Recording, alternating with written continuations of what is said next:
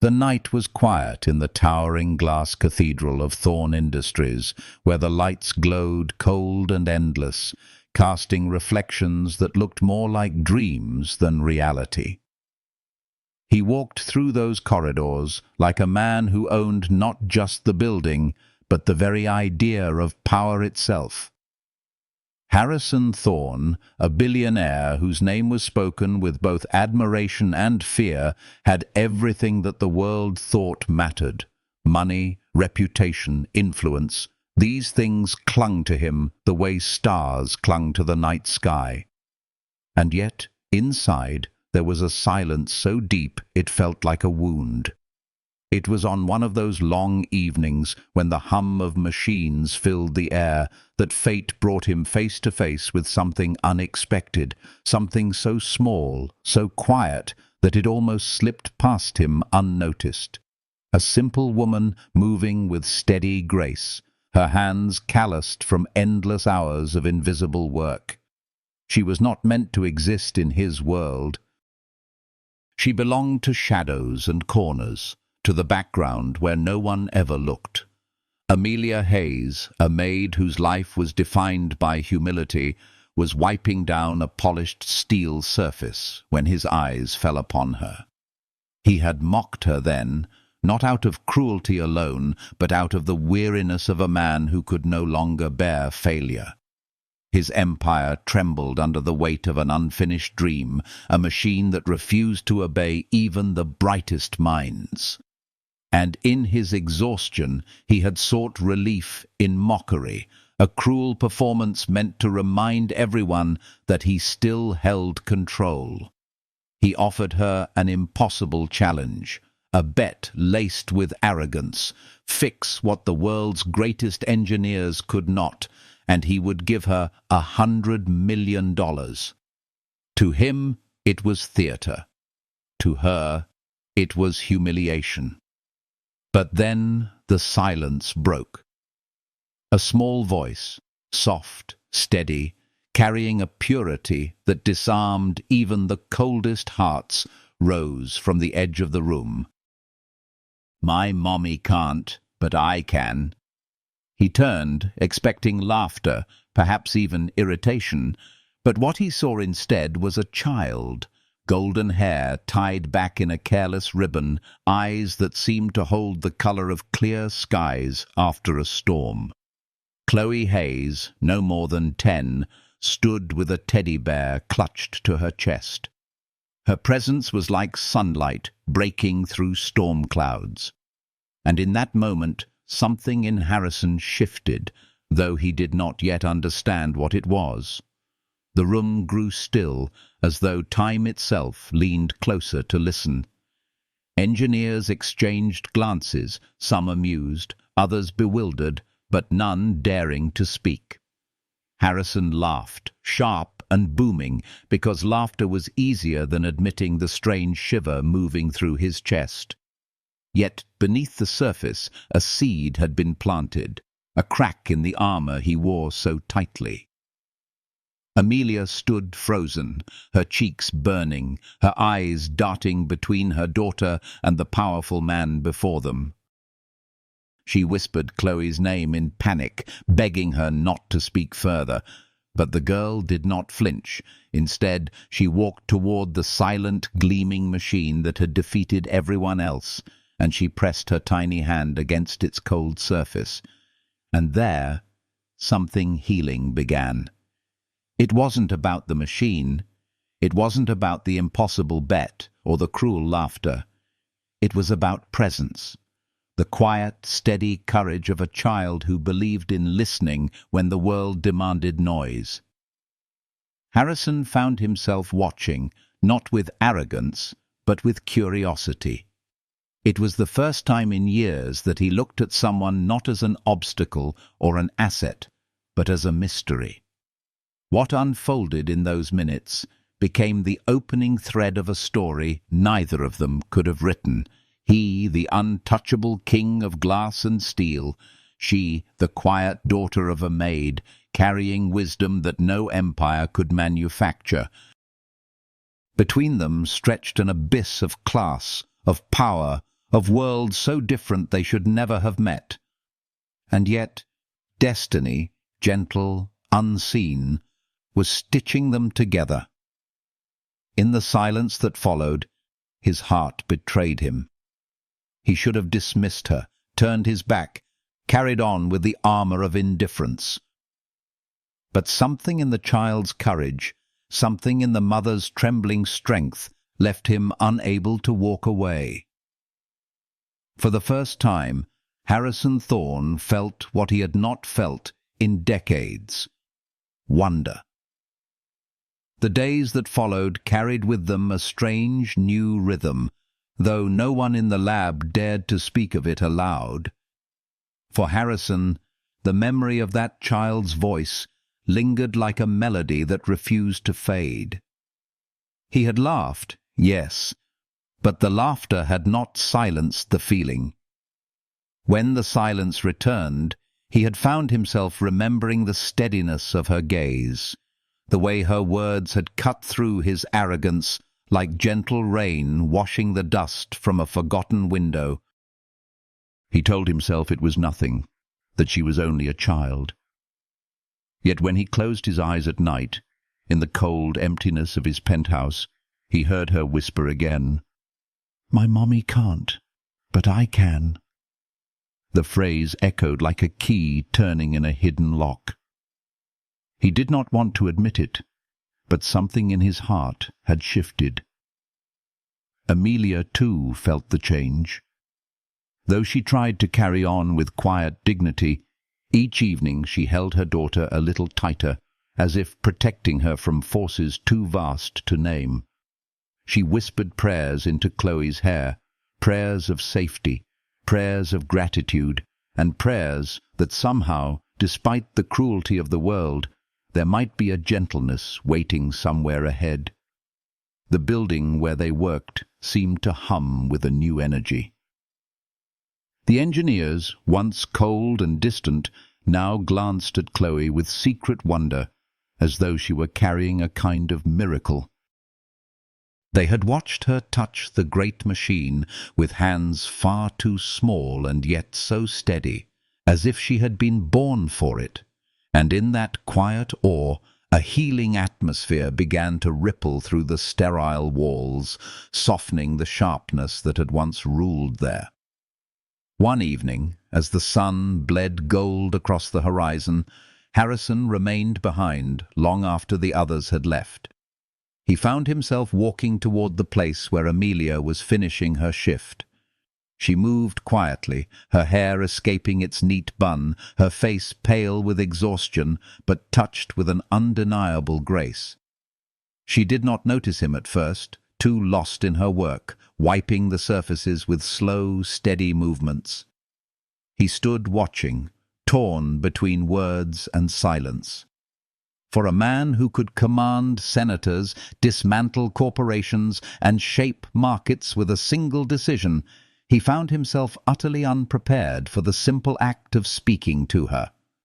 The air felt fragile, like glass that might shatter with the wrong word. Finally he said her name, softly, almost reverently. "Amelia." She froze, startled, then turned to him with wide eyes. The mop handle trembled in her hands. "Sir?" For a long moment he only looked at her, as though trying to understand why this woman, this maid he had once mocked, suddenly mattered. "Your daughter," he began, his voice unsteady. "She surprised me." Amelia lowered her gaze, her lashes casting shadows across her cheeks. "She's only a child. Please don't hold her words against her." "Against her?" Harrison repeated, his tone softer now, stripped of its usual steel. "No, not against her. If anything, she reminded me of something I had forgotten, that sometimes the smallest voices hold the greatest truths." There was silence between them, heavy, but not cold. Amelia's heart beat faster, though she told herself it was only fear. She had seen men like him before, untouchable, proud, distant. And yet something in his eyes unsettled her, as though beneath the polished armor of wealth there was a man searching for something he could not name. Harrison stepped closer, his presence filling the space like a tide. "You've carried so much," he said quietly, glancing at the lines of fatigue etched into her face. "Too much. And still, you stand here with grace." Her lips parted, a protest rising, but it faltered in the warmth of his words. She had expected cruelty, sarcasm, perhaps another test. Not this, not the rare softness of a man known for sharp edges. For a moment she allowed herself to breathe, to let the healing timbre of his voice settle into the fragile places inside her. "I don't know why you speak to me like this," she whispered, her voice trembling. "I am no one to you." But he shook his head slowly. "No one. Amelia, sometimes it takes meeting the right person to realize how empty the noise of the world truly is. You may think yourself invisible, but I see you." Her eyes filled before she could stop them, tears threatening to fall.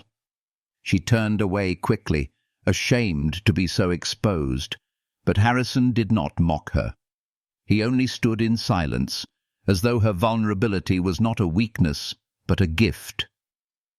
Chloe, watching from the doorway, smiled faintly. Children knew things adults often forgot. She saw the way her mother's guard cracked for just a moment, and the way the mighty man's voice lost its cruelty. She hugged her teddy bear closer, whispering a healing promise only the heart could hear. Something new is beginning. The evening light faded, but in that quiet room, two lives, so distant, so impossible, took a small step closer. The city outside glittered with cold brilliance, its skyline crowned by towers of steel and glass, each one reaching upward as if to touch the stars. Yet within the tall walls of Thorn Industries, the world felt strangely quiet, as though waiting for something unseen to unfold. For Harrison, that night stretched endlessly. He had returned to his penthouse, surrounded by luxuries so vast they blurred into emptiness. The marble floors gleamed beneath his polished shoes. The view spilled across the city like a sea of diamonds, and yet none of it reached him. None of it filled the hollow ache that had opened when he saw Amelia's eyes glistening with unspoken tears. He poured himself a glass of wine, rich and dark, but it tasted bitter. He set it aside untouched. Instead, he sat in silence, the memory of her voice weaving through him like a thread of light. "I am no one to you." She had whispered those words with such quiet pain, and they refused to leave him. But she was wrong. She was not no one. She was the only one who had ever unsettled him without trying, the only one who had ever dared to look fragile and still hold her dignity like a crown. Her presence was not loud, not demanding, but healing, like the calm after a storm. He realized, with a shock that bordered on awe, that he wanted to hear her speak again, wanted to know what her silence carried, wanted to understand the hidden strength in her weary smile. Meanwhile, Amelia walked home with Chloe, her body aching from the long day, her heart heavier still. She tried to forget the way Harrison had spoken to her, gentle in a way she could not reconcile with the man who had mocked her. It unsettled her, for it stirred feelings she thought long buried. She had no time for softness, no space for dreams. Life was survival. Bills, treatments, work, exhaustion. Yet as she tucked Chloe into bed, her daughter's sleepy whisper pierced her heart. "Mommy, when he looked at you tonight, he didn't look like a boss. He looked lonely." Amelia's breath caught. She brushed Chloe's hair back tenderly, pressing a kiss to her forehead. "Sleep, my love. Dreams are kinder than the world." But the words echoed inside her long after Chloe's breathing slowed.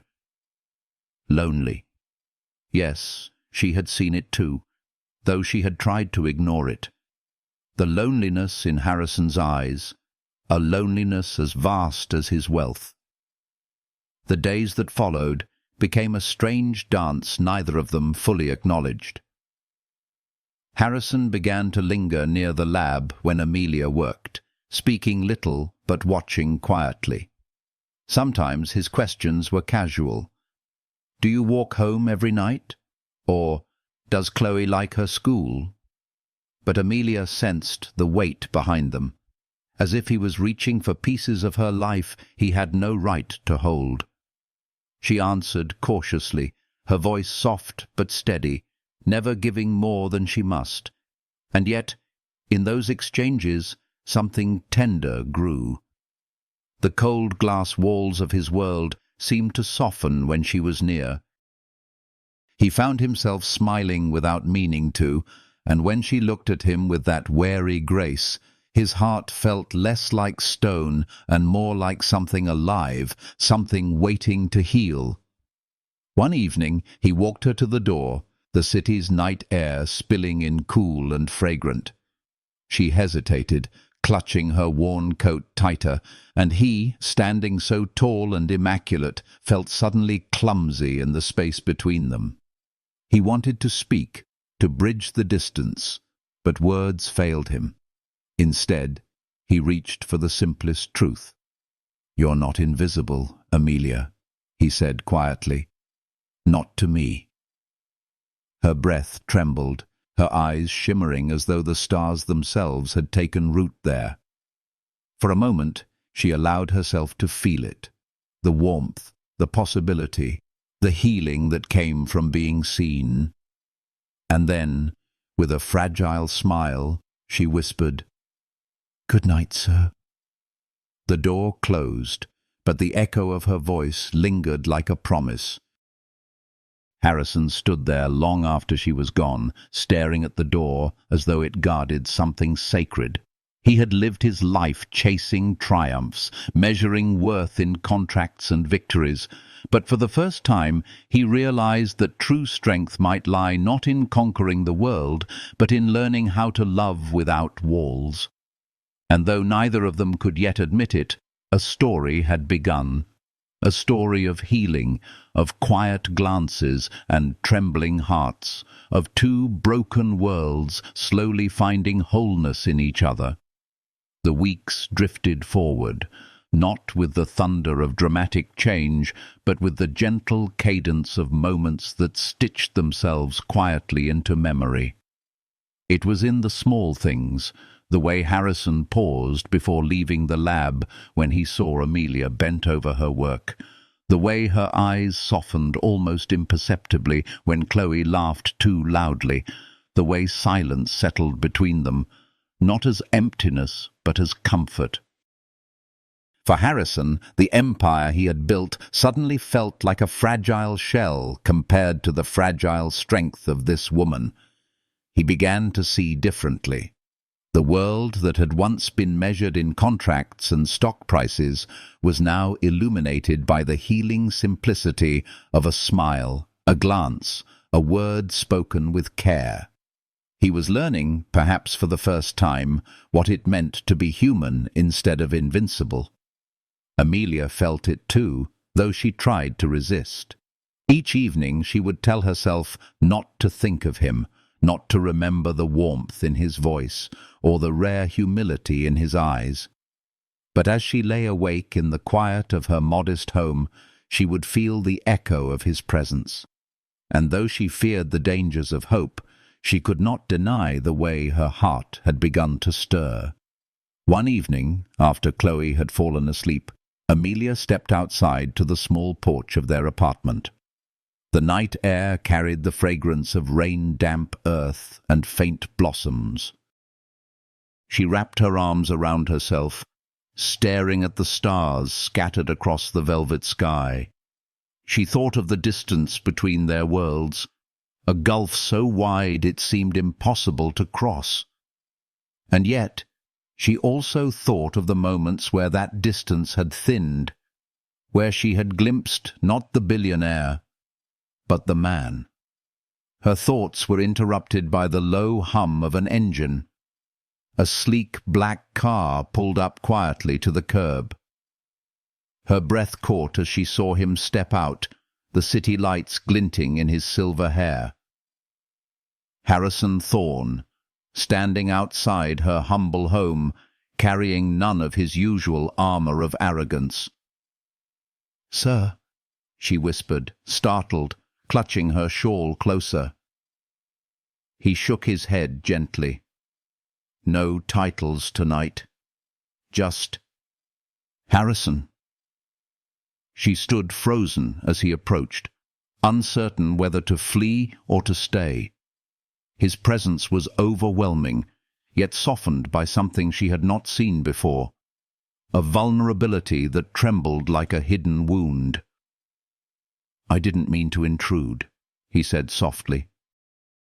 "I just needed to see you." Her heart raced. "Why?" His eyes met hers, steady yet searching. "Because when I'm with you, Amelia, I remember what life feels like. Not the noise, not the endless race, just life.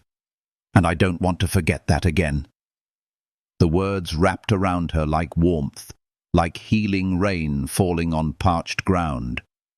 She wanted to resist, to remind him of the impossibility of their worlds colliding. But the truth shone in his eyes, and for the first time she allowed herself to see not the billionaire, but the man who carried loneliness like a shadow. They sat on the porch together, the night wrapping around them like a secret. Harrison listened as Amelia spoke of her childhood, of her father's quiet strength and her mother's laughter. She told him of the weight of bills, of the fear of illness, of the healing joy Chloe gave her simply by existing. He did not interrupt, did not seek to solve or control. He only listened. And in that listening, something inside her began to mend. At last, she turned to him. "Why me?" she asked quietly. "You could have anyone, someone who belongs in your world. Why me?" His answer came without hesitation. "Because you are real, and real is what I've been searching for all my life." Her breath trembled, her eyes filling. She looked away, afraid he might see too much. But in that moment, the barriers she had built began to soften. Chloe stirred inside, murmuring in her sleep, and Amelia rose to check on her. Harrison remained on the porch, gazing up at the stars. He felt, for the first time in decades, at peace, not because he had conquered something, but because he had found someone who reminded him of the healing power of love, fragile and fierce all at once. That night was not marked by grand declarations or impossible promises. It was marked by something quieter, something far more enduring, two souls sitting side by side in the hush of the evening, allowing the possibility of love to take root. And though neither dared to speak it aloud, they both knew something had begun. The days slipped into weeks, and though the world outside moved with its usual rush within the quiet circle of their lives, time felt different, slower, gentler, almost sacred. Harrison found himself seeking every possible excuse to linger near Amelia and Chloe. He told his board he was overseeing the project more closely, but in truth it was not the machines that drew him back. It was the quiet rhythm of Amelia's presence, the healing sound of Chloe's laughter, the fragile sense of belonging he had never known, yet suddenly could not live without. Amelia, too, felt the change, though she tried to deny it. She had learned long ago not to trust in miracles, not to let hope take root where it could so easily wither. But when Harrison walked beside her after work, when his gaze softened into something unguarded, when his silence became a comfort rather than a threat, she could not help but wonder if perhaps life was offering her a second chance, not just at survival, but at love. One evening the lab stood empty, its lights dimmed to a gentle glow. Harrison invited Amelia to walk with him through the long glass corridors. The city spread out beyond them, glowing in silver and gold, as though the stars themselves had descended to earth. "I used to think," he confessed, his voice low, "that all of this," he gestured to the gleaming towers, the vast empire, was the meaning of life. That if I built high enough, acquired enough, I would finally feel whole. But standing here beside you, I realize all of it is hollow, without someone to share it with." Her breath trembled, her eyes shimmering as though she were afraid to believe him. "You speak of things that sound beautiful, but beauty fades. What then?"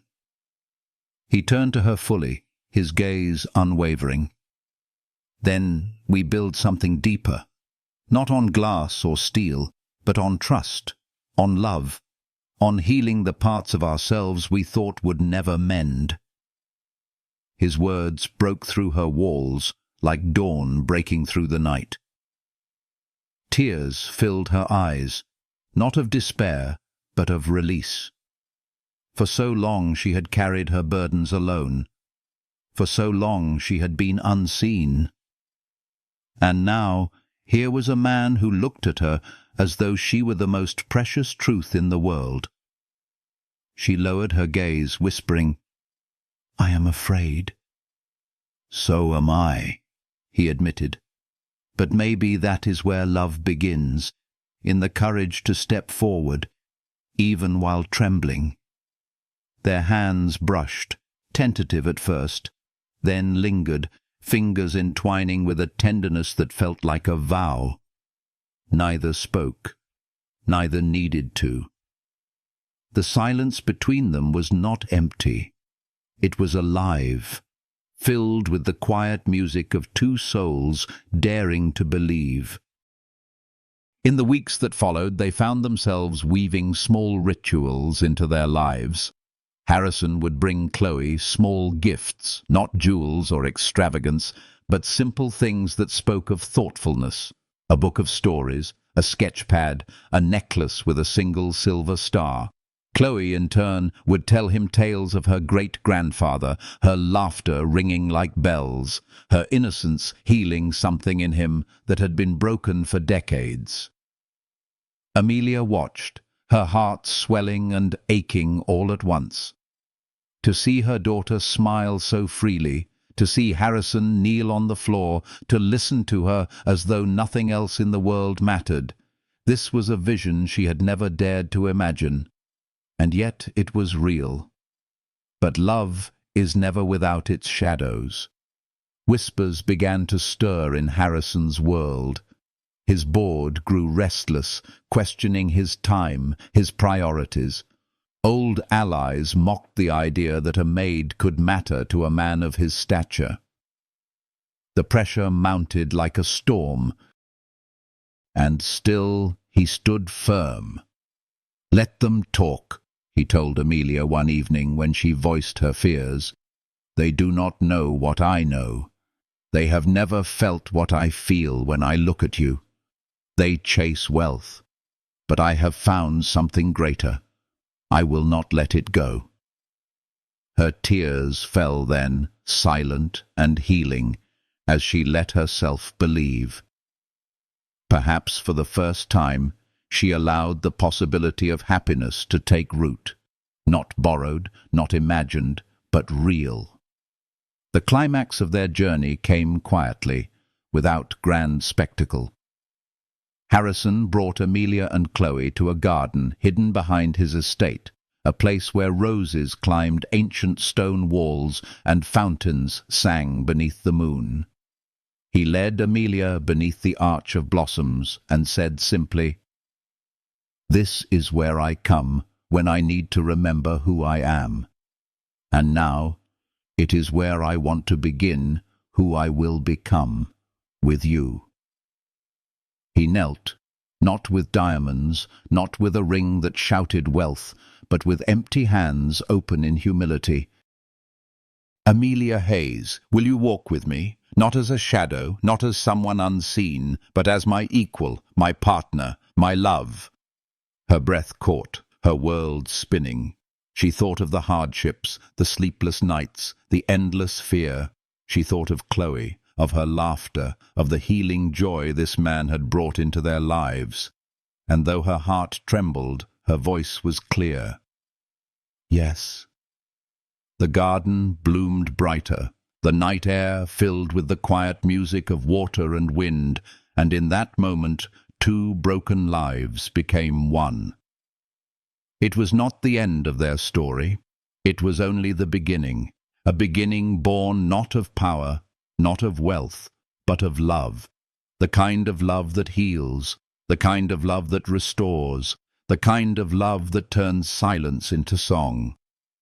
And as you listen to this story, I ask you, if this tale touched your heart, if it brought you even a small measure of light or healing, please take a moment to let me know. Like this video, subscribe so we may walk together through more stories, and share your thoughts in the comments below. Every word you leave becomes part of the story we create together.